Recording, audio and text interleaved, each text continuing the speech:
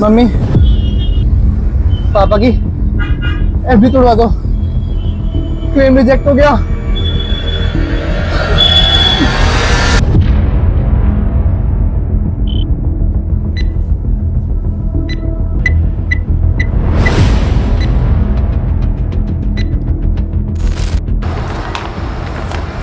क्या बिल?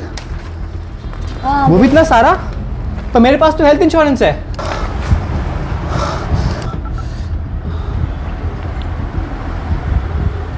ये agent phone क्यों नहीं उठा रहा है?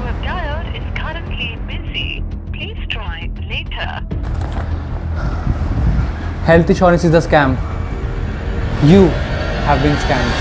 इंश्योरेंस चूज करना could be a complicated process. I mean there are so many terms to read. को लेकर बड़ी खबर, उपभोक्ता फोरम का बड़ा फैसला। Claim senior citizens who are more than 70 years old under universal health coverage, which is the 30,000 crore in gross written premium. The underlying profits then could be 500 crore, more than 500 crore. Is that a fair estimate? अगले 10 minute में मैं 10 simple points में explain करूंगा कि कैसे आप अपने लिए perfect health insurance policy choose कर सकते हो। India is called the diabetes capital of the world. साथ में इंडिया के अंदर कैंसर, हार्ट अटैक जैसी बीमारियां लगातार बढ़ती ही जा रही हैं और इसके साथ बढ़ रहे हैं हॉस्पिटल्स के bill. According to studies, India के अंदर 70% of the medical expenditure out of pocket होता है, यानी लोग अपनी जेब से भरते हैं। करीब 55% हॉस्पिटलाइजेशन फाइनेंस की जाती है पर्सनल सेविंग्स के through. His father is working as a laborer, earning rupees 2,000 per month. और 23% उधार लेकर लोग अपने घर का सोना बेचते हैं, उधार लेते हैं ताकि वो हॉस्पिटल्स का बिल भर सकें।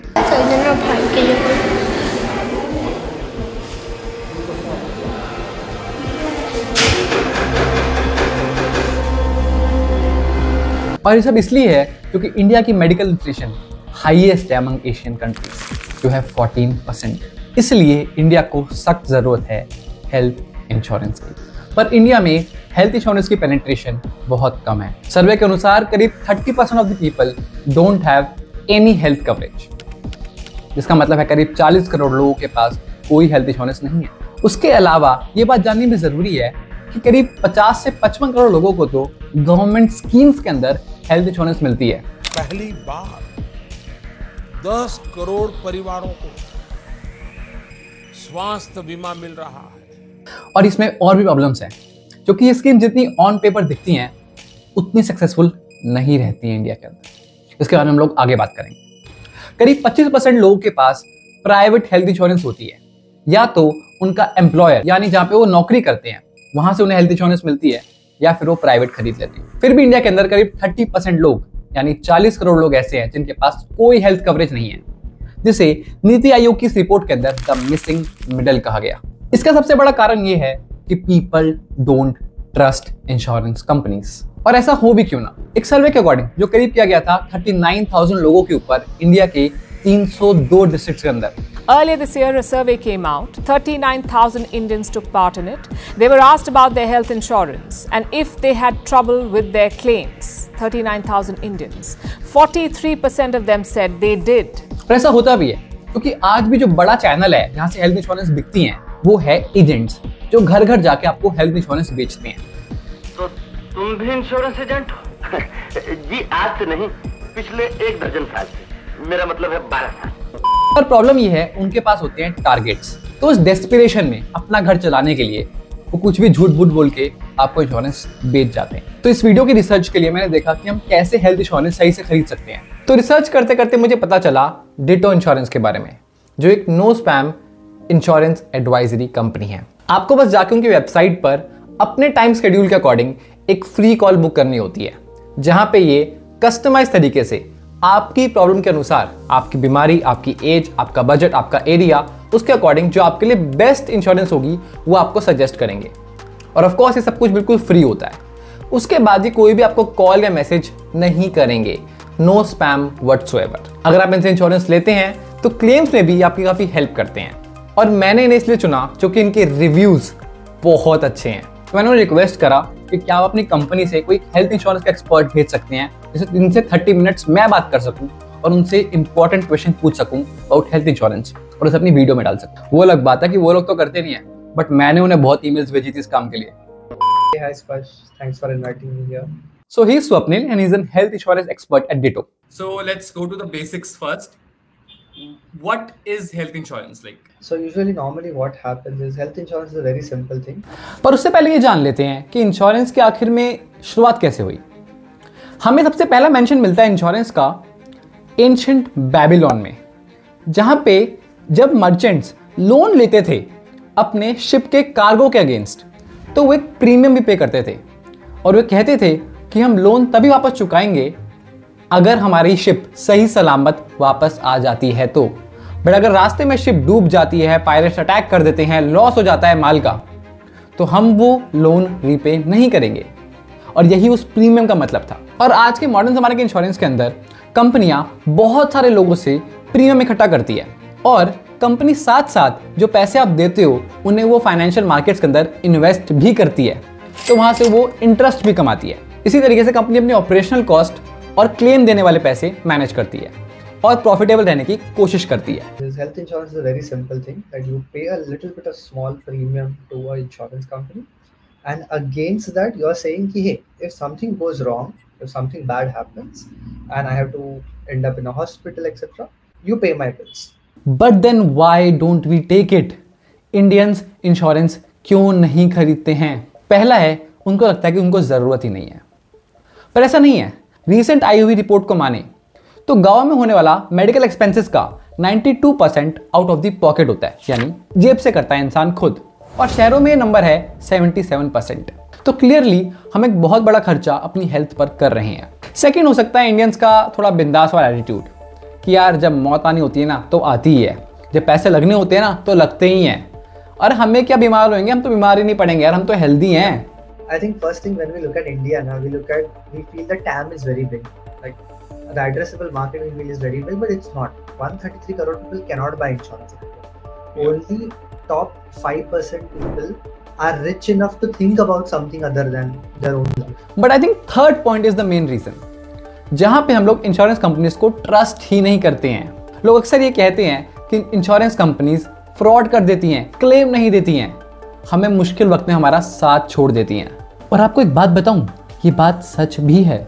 लोकल सर्कल्स ने एक इंटरव्यू किया जो किया उन्होंने 39,000 लोगों पर भारत के 302 डिस्ट्रिक्ट्स के अंदर, जहां पर 43% लोगों ने कहा कि उन्हें क्लेम के टाइम पर डिफिकल्टीज फेस करनी पड़ी थी.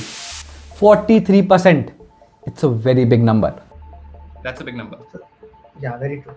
So what happens, in the claims also, we feel कि I told everything, but sometimes we don't understand that insurance companies want things on a very granular level. For example, recently I was talking to a guy and we were going to buy insurance, but then he says कि hey, my mother has taken a physiotherapy for his knee pain issue.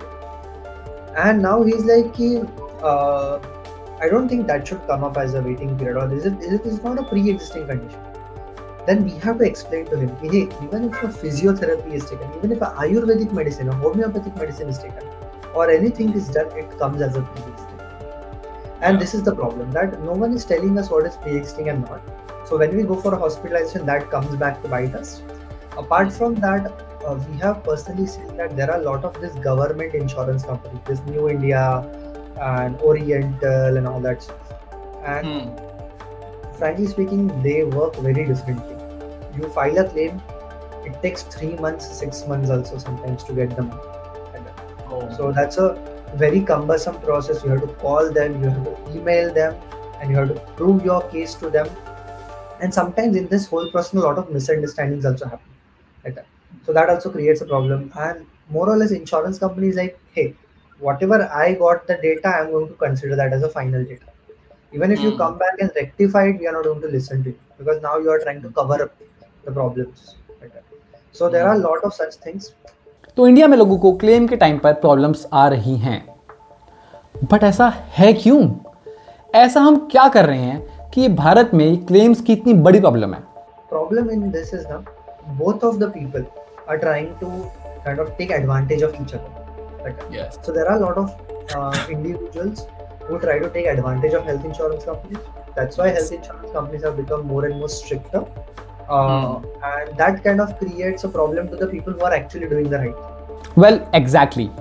Insurance companies और भारतीय लोगों को लगता है कि एक दूसरे के अगेंस्ट है, अपोनेंट्स है। हर कंपनी को ये लगता है कि वो बंदा उन्हें फ्रॉड करना चाहता है। इंश्योरेंस फ्रॉड के बारे में सुना है आपने? अक्सर लोग अपनी मौत को फेक कर देते हैं और फेक बीमारी दिखा देते हैं ताकि वो इंश्योरेंस का पैसा ले सकें। और दूसरी तरफ हर भारतीय इंसान को ये लगता है कि इंश्योरेंस कंपनीज हमारा फायदा उठाना चाहती है, हमसे पैसा हड़पना चाहती है। तो हम एक तरीके के प्रिजनर्स डायलेमा में पहुंच चुके हैं। जिन लोगों को नहीं पता, मैं एक लिंक दे दूंगा डिस्क्रिप्शन में इसके बारे में जानने के लिए। पर इन शॉर्ट, दोनों अपना फायदा कराने के लिए सामने वाले का नुकसान कराने के लिए रेडी हैं, या फिर अपना नुकसान बचाने के लिए सामने वाले का फायदा रोकने के लिए रेडी है। और दोनों ही रियलिटीज हैं। ऐसा नहीं है कि इंडिया में इंश्योरेंस फ्रॉड्स नहीं होते हैं, और हम लोग कोशिश नहीं करते हैं कि हम इंश्योरेंस कंपनी से झूठ बोल दें, किसी तरीके से अपने प्रीमियम्स को कम कर लें। हम लोग बहुत ही ज़्यादा प्राइस सेंसिटिव मार्केट में जीते हैं इंडिया के अंदर, जहाँ पे लोग पैसा बचाने के लिए कुछ भी करने को रेडी रहते हैं। और दूसरी तरफ आती है इंश्योरेंस कंपनीज, जो अपने टर्म्स एंड कंडीशन बहुत ही फाइन प्रिंट में लिखेंगी, छोटे छोटे अक्षरों में, बहुत नीचे, चींटी से भी छोटे छोटे अक्षरों में लिखा हुआ, जो अक्सर कोई पढ़ता ही नहीं है। और फिर जब आप क्लेम देने जाओगे तो लोग बोलेंगे, अरे आपने डॉक्यूमेंट पढ़ा क्यों नहीं? How irresponsible you are. ठीक है, तो अब हम इससे कैसे बचें? Another thing is we have seen that in India we kind of try to hide medical information. That has been a bigger issue.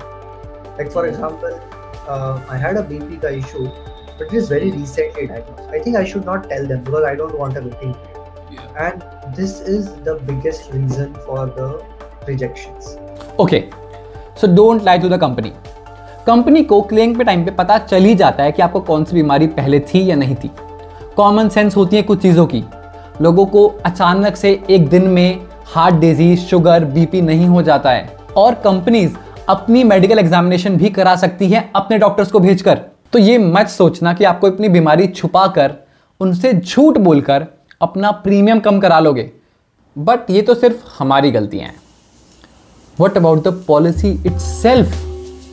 जैसे कि मैंने बताया, पॉलिसीज के अंदर ऐसे फाइन प्रिंट्स होते हैं जो बाद में जाके आपको दिक्कत दे सकते हैं। तो जानते हैं इन फाइन प्रिंट्स के बारे में। ऐसी कौन सी बातें हैं जो आपको पॉलिसी खरीदने से पहले पूछनी चाहिए और डॉक्यूमेंट में स्पेशली पढ़नी चाहिए? I think the first thing you should look at is any product that you buy should not have any kind of a co-payment clause. को-पेमेंट का मतलब है कि हम दोनों साथ मिलकर पैसे देंगे, यानी 80% पैसे तुम दो, 20% पैसे मैं दूंगा। इससे आपके प्रीमियम्स काफ़ी कम हो जाते हैं। बट अगर आपका हॉस्पिटल में बिल 10 लाख रुपए का आता है और अगर आपने 80-20 वाला को पेमेंट ऑप्ट कर रखा है, तो फिर आपको उसमें से 2 लाख रुपए खुद ही भरने पड़ेंगे। अरे इंश्योरेंस लेने का फायदा ही क्या हुआ अगर आपकी जेब से पैसे लगने ही है तो? इसलिए ऐसी पॉलिसीज लें जहां पे 100% पैसा हमेशा इंश्योरेंस कंपनी ही भरे और आपकी जेब से कोई पैसा ना लगे। Apart from that, one big scam that I have seen in insurance is a room rent. आजकल के हॉस्पिटल्स भी ना होटल्स की तरह होते हैं। रूम्स के डिफरेंट नाम होते हैं, डिफरेंट प्राइसेस होते हैं। सिंगल बेड, डबल शेयरिंग, या फिर एसी, डीलक्स, या फिर पर्सनल स्वीट, और इन सब के प्राइसेस अलग अलग होते हैं। कुछ पॉलिसीज क्या कहती हैं कि वो आपकी रूम रेंट लिमिट कर देती हैं। अगर आपने 10 लाख की पॉलिसी ली है तो आपको बोलेंगी कि आप सिर्फ इतना ही रूम ले सकते हो जिसका पर डे का रेंट 10,000 रुपये हो। ऐसा काफ़ी बार होता है कि सस्ते रूम्स अक्सर अवेलेबल नहीं होते हैं, तो आपको मजबूरी में महंगा रूम लेना पड़े। आप सोचोगे कोई बात नहीं, अगर रूम 20,000 का भी है, 10,000 की तो बात है, वो मैं दे दूंगा।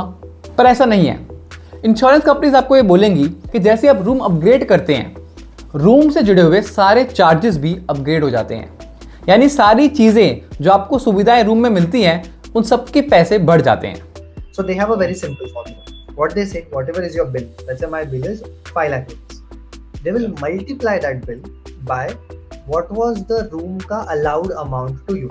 That was 5,000. Divided by what was the room that you gone for. That is 10,000. That means 5,000 divided by 10,000. 1/2. Half. That means you will only get half of the bill. And this is the biggest problem. तो insurance companies आपको उसी ratio में पैसे देंगी जिस ratio में आपने room rent limit को एक्सीड किया है। ठीक है, पर यार एक और भी प्रॉब्लम थी ना इंश्योरेंस के साथ। Yeah, the next big thing that we have to look for is a disease-wise sublimit. ऐसा होता है आप इंश्योरेंस लिया आपने 10 लाख का, आपको कुछ बीमारी हुई, आप गए हॉस्पिटल में, आपका बिल बैठा 8 लाख का, आपको लगा अरे कोई बात नहीं 10 लाख का इंश्योरेंस है। बट इंश्योरेंस कंपनीज कहती हैं सर आपने फिर से पढ़ा नहीं, हमने लिखा था इस स्पेसिफिक डिजीज़ के लिए ना कवर सिर्फ 5 लाख का ही है, तो बच्चे को 3 लाख है ना वो आपको अपनी जेब से भरने पड़ेंगे। Disease-wise limit is more like they will say you have a product of 1 crore, but if something happens to your heart, will only cover up to 10 lakh rupees. If something happens to your kidney, will only cover up to 5 lakhs. This is called disease-wise limits. So they will put a limit on the organs or particular diseases like cancers, etc. This is like very, very problematic because we will be under an impression that I have a very good plan, I have a very big amount, but actually you don't have that. और ये सब पूछ कर ही आपको health insurance लेनी चाहिए, पर लेनी ज़रूर चाहिए। आपको एग्जांपल देता हूँ, ये है एक बिल हॉस्पिटल का जो दिखाता है कि कोई चीज़ हॉस्पिटल ने कितने में खरीदी और पेशेंट को कितने में लगाई। जैसे कि एक सिरिंज जो 2 रुपए की आ जाती है जनरली, वो लगाते हैं उसे 20 रुपए की। हॉस्पिटल अक्सर हर आइटम का प्राइस इन्फ्लेट कर देते हैं, आपको महंगी लगाते हैं, जेनरिक दवाइयों से बचते हैं। अगर आपको नहीं पता जेनरिक दवाइयाँ क्या होती है तो आप मेरी पहली डॉक्यूमेंट्री देख सकते हैं इस सीरीज़ की। बट मैं ये नहीं कह रहा हूँ कि सब में होती है। ऑफ कोर्स ऐसे बहुत सारे डॉक्टर्स हैं और बहुत सारे हॉस्पिटल्स हैं जो बहुत एथिकल हैं, जो आपको सही एडवाइस देते हैं, फालतू के टेस्ट नहीं करवाते हैं, कम दवाइयाँ लिखते हैं, जेनरिक दवाइयाँ लिखते हैं। And I have immense respect for those people जो अपना काम एथिकली करते हैं। अरे भाई पर मैं क्यों इंश्योरेंस लूँ? तुझे पता कितना पैसा है मेरे पास, मुझे क्या ज़रूरत है? अगर हॉस्पिटल में चला भी गया तो भर दूंगा बिल। वैसे भी पापा जानते हैं अपोलो के मालिक को। अब आप में से जो अमीर लोग हैं इसकी तरह सोच रहे होंगे अरे भाई बहुत पैसा है, किराया आता है, हमें क्या जरूरत है हेल्थ इंश्योरेंस की? एक बेचेंगे प्रॉपर्टी, अपना काम हो जाएगा। Very true. I think the audience that we talk at or I have talked to, they are folks about 20 lakhs to 2 crores of income also. The whole idea was कि let's say if something goes wrong, then we have the money, let's say, but all that money is invested somewhere. I am removing the money when I need it, when market might not be favorable. अरे भाई तुम्हें इतना भी दिमाग नहीं है। Insurance वाले क्या करते हैं, तुम्हारा पैसा लेके इन्वेस्ट ही तो करते हैं। तू कर दे इन्वेस्ट, जितना प्रीमियम है उतने की SIP डाल दे, खो जाएंगे इंश्योरेंस के पैसे। ये है मेरा वो स्टॉक मार्केट टिप वाला फ्रेंड। वेल ऐसे लोगों को मैं बता दूं कि हाँ इट्स अ गुड आइडिया, आप वो पैसे इन्वेस्ट कर सकते हो, वो भी कंपाउंड होंगे, और आप उसको बोल सकते हो कि ये मेरी हेल्थ इंश्योरेंस के पैसे, जब भी मुझे कुछ होगा मैं इसमें से पैसे निकालूंगा। It can. So I also had the same idea because I am also 24 right now. When I started in insurance industry, I thought कि hey, I think this is a good idea, right? I invest in mutual funds, so why not do that? But the math is very tricky. इसमें majorly 2 problem है। पहली है power of compounding. Compounding की power बढ़ती रहती है जैसे जैसे ईयर्स बढ़ते रहते हैं, यानी 10 साल में इतना इफेक्ट नहीं डालेगी, बट 40-50 में बहुत ज़्यादा इफेक्ट डालेगी। तो ये जो इन्वेस्टिंग वाला मामला है ये सिर्फ यंग लोगों पे काम कर सकता है। उसमें भी एक प्रॉब्लम ये है कि अगर हमें क्लेम करना पड़ गया, मान लो आपने 20 साल की उम्र में इन्वेस्टिंग स्टार्ट करी, आपने 30 साल में क्लेम किया, अब आपको फिर से 10 साल लग जाएंगे उतने पैसे वापस रिकवर करने में। पर आपको अगर 35 पर दोबारा कुछ हो गया तो 5 साल में तो इतना कंपाउंड होंगे ही नहीं वो पैसे। So if you assume that 10,000 is the price for simple calculation, in 10 years you are only going to save 1 lakh rupees, and there is a very high chance that in a 10-year period कुछ ना कुछ तो होगा, even at least a small dengue hospitalization will happen at least like that. So it is more like a probabilistic game here. तो इसका मतलब अगर आपको कोई ऐसी बीमारी हो गई जहाँ पे रिपीटेड खर्चा चल रहा है, जैसे कि कीमोथेरेपी या फिर डायलिसिस, उसमें ही आप इन्वेस्टिंग वाला काम नहीं कर पाओगे। जैसे दूसरा, अगर आपको ज़रूरत उस टाइम पे पड़ी जब मार्केट्स डाउन हो, तो जैसे कि कोविड पेंडेमिक, सारे मार्केट्स तो डाउन थे, आपकी इन्वेस्टमेंट भी डाउन चली जाती, और तब आपको अगर एडमिट होना पड़ता तो आपके वो पैसे भी कम पड़ जाते, या फिर अगर आप उसे निकालते बेचते तो वो आपका लॉस ही था एक तरीके से। अरे स्पर्श, तू एक बात बतानी तो भूल ही गया, क्लेम सेटलमेंट रेशियो। मान लो किसी कंपनी का क्लेम सेटलमेंट रेशियो है 98%, यानी अगर उसके पास 100 क्लेम्स की रिक्वेस्ट आती है तो उसमें से वो 98 को पास करती है। हम चाहते हैं ये नंबर जितना ज़्यादा होगा उतना अच्छा, क्योंकि इसका मतलब ये है कंपनी क्लेम्स दे रही है। ऐसे रेशियोज के बारे में और जानने के लिए नीचे दिए गए सोर्सेज में जाकर ये सारे रेशियोज के बारे में पढ़ लेना और उसके बाद ही सोच समझ कर डिसीजन लेना। वेल, अब जो लोग बचे हैं जिनके पास इंश्योरेंस है वो खुश हो रहे होंगे कि यार देखा हमारा डिसीजन एकदम सही है, हम लोग बिल्कुल सेफ थे। नहीं, आप लोग भी सेफ नहीं हो, क्योंकि इंडिया में एक बहुत बड़ी प्रॉब्लम है अंडर इंश्योरेंस की। अभी हमने स्टार्टिंग में बात करी थी प्रधानमंत्री जन आरोग्य योजना की, जो आपको 5 लाख का कवर देती है पूरे फैमिली के लिए। एक सेकेंड, 5 लाख का कवर पूरी फैमिली के लिए? रिकमेंडेड होता है 10 लाख का कवर, वो भी एक इंडिविजुअल के लिए। This is the problem of under insurance, जो इंडिया में बहुत कॉमन है। एक स्टडी के अनुसार 68% ऑफ लोगों के पास 10 लाख से कम का कवर है, और कुछ लोग रिलाई करते हैं अपने कॉर्पोरेट कवर पर कि यार हमारी कंपनी हमें इंश्योरेंस दे रही है, but corporate plans are not that good, और आपकी जॉब कभी भी जा सकती है इस मार्केट के अंदर, जैसा कि हमने रिसेंट ईयर्स में देखा ही है। और जैसे ही जॉब जाती है वैसे ही इंश्योरेंस भी। This corporate wala thing also comes up. Like a lot of people say, "Hey, I have a corporate plan. Why do I need my own?" So the trick here is, in times of such distress where you lost a job or because of some problem you're not able to work, frankly speaking, it's very recommended that even if you have a corporate plan, have your personal health insurance. That's very, very important. So it's always best to take a private plan जिसका insurance amount भी अच्छा हो और उसमें ऐसे clauses भी ना हो जिसकी हमने पहले बात करी है। बट हम वो प्लान लेंगे कैसे? आखिर में एजेंट्स का काम तो यही है ना, हमें वो पॉलिसी बेचें और पैसे कमाएं। तो यस, इसका कंक्लूजन यही है कि हम सबको एक हेल्थ इंश्योरेंस का प्लान ले लेना चाहिए। और अगर आपको डिटो के एक्सपर्ट एडवाइजर से बात करनी है फ्री ऑफ कॉस्ट आधा घंटा आराम से, तो आप डिस्क्रिप्शन में दिए हुए लिंक पे क्लिक कर सकते हैं और एक फ्री ऑफ कॉस्ट आधे घंटे की कॉल बुक कर सकते हैं। तो इंडिया की सच्चाई यही है, मेडिसिन का खर्चा दिन ब दिन बढ़ता ही जा रहा है और इंश्योरेंस हमारे पास है नहीं, और हर साल करीब 5 से 7 करोड़ लोग गरीबी रेखा के नीचे धकेल दिए जाते हैं सिर्फ उनके मेडिकल बिल्स की वजह से। अगर आपको इन बिल्स को और कम करना है, I will recommend you to shift to generic medicine, जिसके लिए आप ये वाली वीडियो देख सकते हैं मेरी यहाँ पर क्लिक करके। मैं आपको बताना चाहूँगा कि हाँ, ये डेटो की एक पेड स्पॉन्सरशिप थी, बट द पॉइंट इज मैं पहले डेटो के पास खुद गया था अपने हेल्थ इंश्योरेंस प्लान के लिए, जिसके सबूत और चैट्स मैंने लगा दिए हैं, और उनको मैंने कहा कि प्लीज़ आप मेरी वीडियो में आ जाइए as a guest free of cost. मुझे कोई पैसे नहीं चाहिए आपसे, जस्ट मुझे वीडियो में एक्सपर्ट चाहिए। मैंने डेटो का स्पॉन्सरशिप इसलिए ली है क्योंकि मैं खुद इस कंपनी में बिलीव करता हूँ और मैंने खुद वीडियो बनाने से पहले इनको ट्राई किया है। और इस चैनल पे जो भी ऐसी स्पॉन्सरशिप्स आएंगी वो हमेशा जेन्युइन आएंगी, और ऐसे ही प्रोडक्ट्स की आएंगी जो जेन्युइन हो, जिनको मैं खुद भी रिकमेंड कर सकूँ, यूज़ कर सकूँ, अपने फैमिली मेम्बर्स को यूज़ करवा सकूँ। So thank you so much everyone, this is my first paid sponsorship. आप लोग के प्यार के बिना नहीं हो पाता। Thank you so much, thank you Deto for sponsoring this video.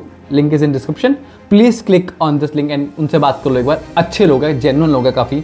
So ya, that's it for this video, see you in the next one. तब तक के लिए like, share, subscribe, and this is Sparsh signing off.